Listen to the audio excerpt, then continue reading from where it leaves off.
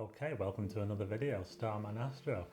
Now in this video I'm going to be doing something a little bit different. I'm not off on my astro travels running around climbing mountains and in the middle of the dark. I'm at home. So what I'm going to do is talk about the cameras that I use for my astro photography and all my astro landscapes all around the country. My main camera, which I've got here, is a Nikon D810.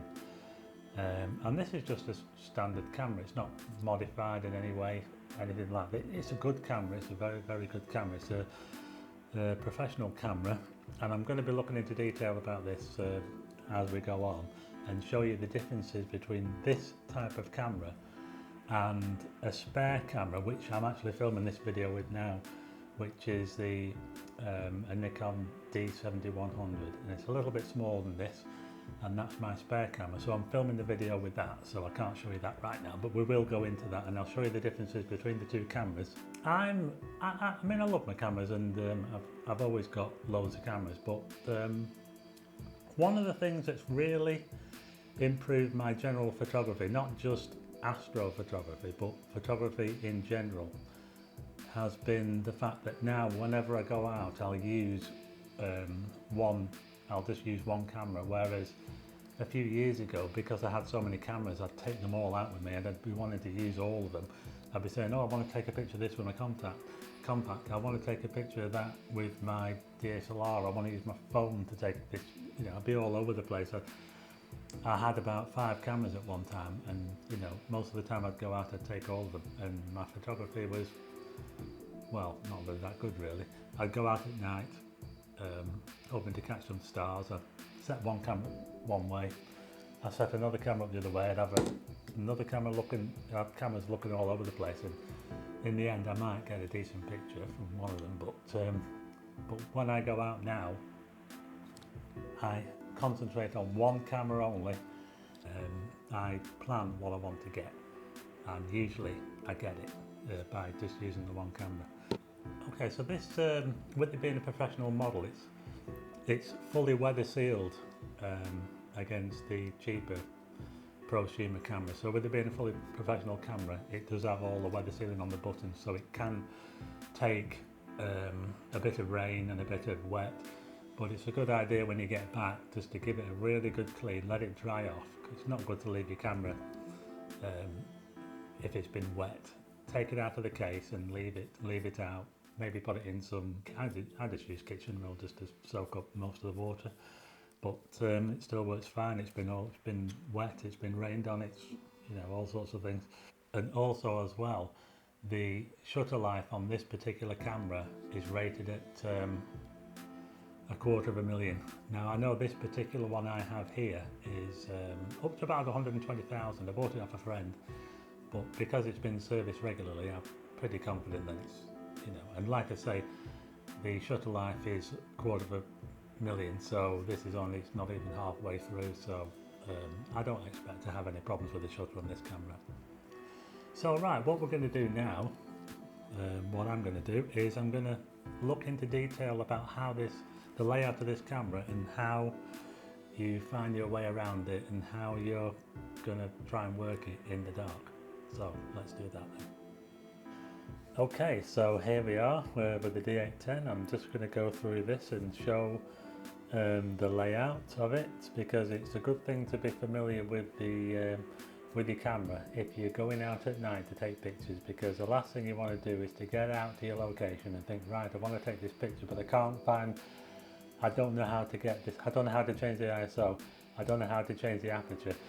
So it's a really good thing to be familiar with your camera, get to know where the buttons are, and then when you get out at night, even though it's not that easy working in the dark, you should have some idea about how to get a particular setting working.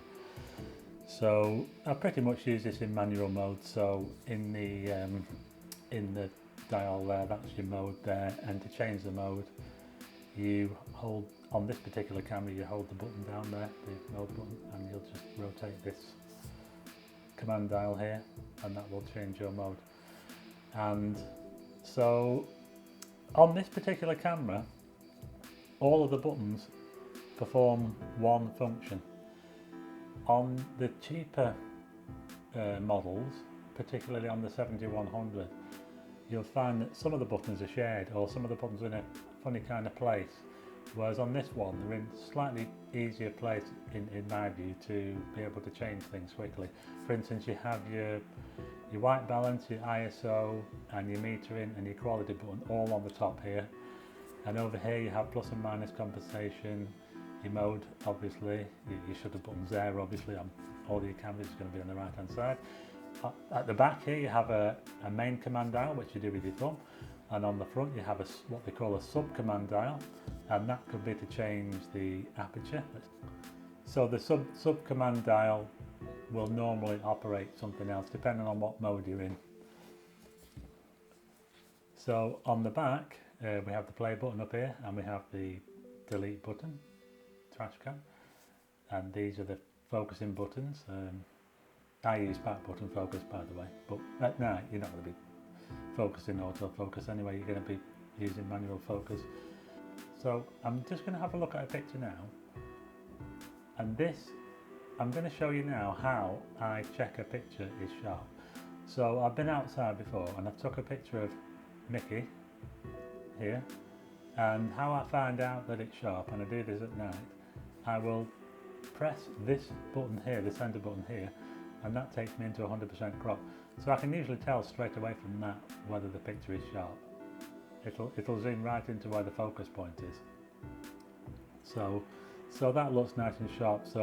And you can zoom in more if you have to by using these on a different camera. It might work different on another camera, but this one particularly we use these buttons down here, so we can go right in and you can really check whether your picture is really sharp. So another thing as well, when you're taking pictures at night, you will find that if you use your histogram, that it's going to be the peak is going to be to the left. That's pretty normal because obviously you're out at night and everything's going to be dark. You're not taking pictures of bright things, you're trying to capture faint things, so your histogram's always going to be to the left. But what you need to try and do is, when you are taking pictures at night, is you need to make sure that your histogram isn't clipped off. In this particular picture it does look like it's clipped off on some channels, but it doesn't matter because Mickey is the main subject, and Mickey is probably dark. It's probably dark on this side here, that dark bit there, it's probably cut off, but that doesn't matter on this particular picture. But I can show you one. I can show you an example now. I took this picture of a lens before. You can hardly see it because I deliberately underexposed it. So if you have a look at the histogram, you'll see that it's actually clipped on almost every channel. It's clipped on red, green and blue. So what you want to try and do is avoid clipping your histogram. You have to try and get your histogram to peak. At night it's always going to be on the left or maybe towards the centre, but you do not want it to be cut off if you can help it. So that's your histogram. So say my camera's on a tripod and I'm changing shutter speeds and that sort of thing. I'll be changing the shutter speed with this command dial here and I'll be changing the aperture with that one there on this particular camera. And if I want to switch the ISO, all I have to do is hold the ISO button down. It comes up in the screen, and then I rotate that, and then that changes the ISO. And same for white balance as well, and quality. Now, these are the main things that you need to know when you're shooting at night. So you just need to know where those buttons are, so it's handy to know.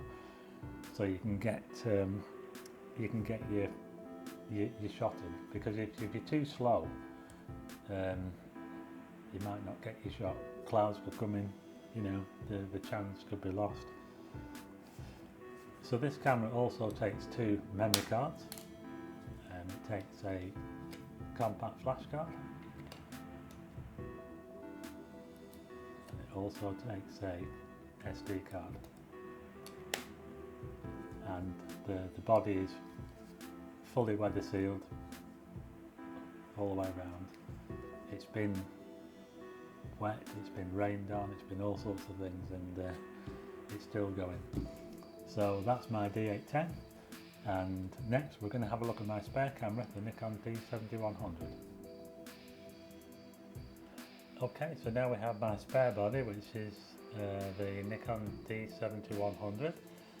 The first thing you'll notice about it, certainly when you're holding it, is that it's quite a lot lighter than the other camera, the D810, because this one is it has an APS-C sensor, so it's a smaller sensor, and that means that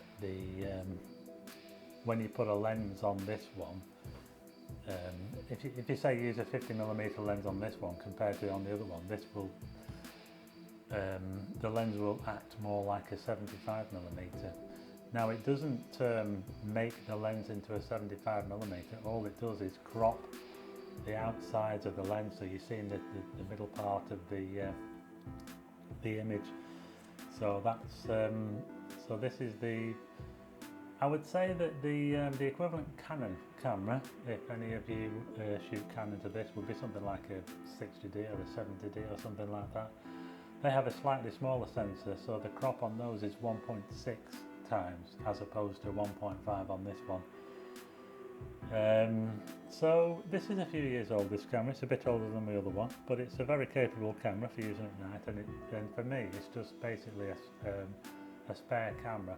Or there might be an occasion where I want to use this camera to do, say, a video, or maybe even to take star trails, because star trails aren't really, you don't really need a good low light camera to do pictures of star trails. I mean, any camera will be capable of doing a nice star trail photograph, so I tend to use this one to do those sort of things. First thing you notice as well, looking at the top, is that it's different on here. This is your actual mode dial, so this is how you change the different modes of your camera: aperture priority, program mode, manual mode, that sort of thing. And this is where I was talking about shared buttons, because down here on this side we have some buttons here that operate two different things depending on what you're doing. So that's another thing about these slightly cheaper cameras, that they do share some buttons. And the shutter life on this camera is rated at about 150,000 clicks compared to the D810 I have, which is rated at 250,000.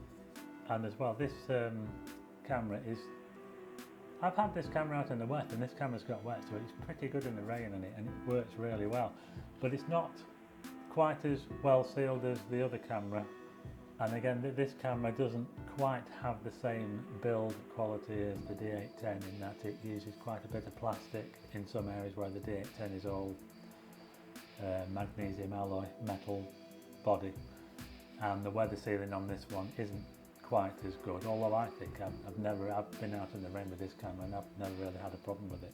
But again, if you get your camera wet and you come back in, it's a good idea to take it out and just leave it out to dry, because you don't want to leave your camera in a wet bag, because moisture gets into all the electronics, you're going to be talking big problems. So that's the Nikon D7100, my spare camera. Okay, that's it for this video. I hope you've enjoyed the tour around my cameras, and if you haven't got a camera like this already, then maybe it'll help you to decide which type of camera is right for you. Maybe one of the two cameras I've got, or maybe a different brand, or a different type of camera altogether. So I hope that helps you for that. In the next video, I'm going to be looking at lenses. Now these are lenses that I use for all sorts of things, but in particular I'm going to be looking at them and how I use them for taking pictures at night, taking pictures of the stars, that sort of thing. So there are some lenses that work a lot better than others, so I'll be going into detail about how I use those. And then in a further video I'll be moving on to more advanced equipment, such as this tracker, which I use quite a lot for taking pictures of the stars. So I'll be going into quite a bit of detail about how I set this up to take long exposures of the night sky. So look out for those videos, and once again thanks for watching, and don't forget that after this I'll be showing you the pictures that I've taken with this camera and the other camera. I'll be showing you so you can compare them. So they'll be coming up right now. But anyway, thanks for watching, and I'll see you again next time.